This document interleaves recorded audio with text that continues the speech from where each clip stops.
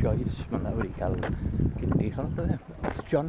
Ad beth chi'n codi arian heddi, Philip? O'n i ad yr arenau, lysen at arenau Cymru. A maen nhw'n wedi bod yn llawer lleol, wedi bod yn cael y driniaeth, a maen nhw, rai o'n nhw'n cered gyda ni, a maen nhw wedi dod yn bart o'r nôl i iechyd achos ni. So, le mae'r daith yn mynd bore yma? A'r daith bore yma o amgylch Triangle Parc y Ros, lawr o Cwmann, ar heol fach digon pleserus, a ni'n cael gweld y gymdeithas i gyd yn Parc y Ros yma, a mae'n dda i cael dod am y bore yma gyda ni am daith cyn cino. Ers sawl blwyddyn chi'n bod yn trefnu'r daith yma'n Cwmann? 5 yn Cwmann fi'n credu, a 2 yn Llanybydder. Da iawn. A ni wedi cael llawer i ddod yn ni bob blwyddyn, mae rai gweud. Mae'r plant yma yn bring bore yma. Maen nhw dal yn ei gwely fi'n credu.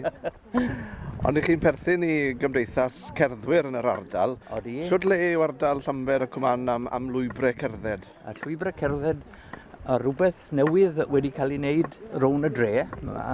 I chi gael mynd lawr yr afon. Gartiau mochyn, maen nhw'n rwydd i fynd trwy. A o cwrs mae all goch, fel maen nhw'n galw Longwood nawr, a mynd lan i Silian, mae pawb yn gwybod am hwnnw.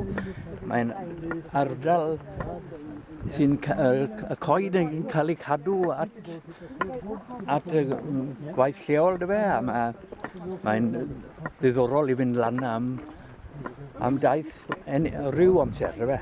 A dwi'n ôl mewn gylch i'r dre. A beth am lwybrau eraill yn yr ardal? Wel, mae'r llwybrau gael a maen nhw'n cael eu cadw gyda'r gwirfoddolwyr, gyda'r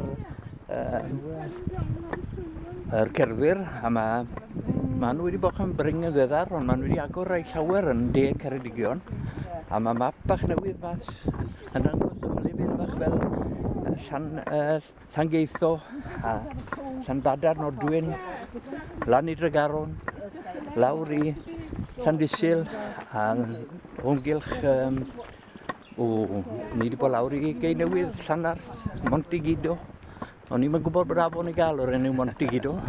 Os oes bobl yma'n ymuno â chi, beth yw'r peth gorau iddyn nhw'n wneud? Gafel yn rhyw gerddwyr a gofyn iddyn nhw. Gawch chi. A cwrs mae rhywbeth bob wythnos yn y Cymru News. O, na fe. Mae hwnnw'n dda. Na fe. A'r clonc. A'r clonc. Cofio am y clonc, ie. Diolch, Philip. Iawn. Hwyl.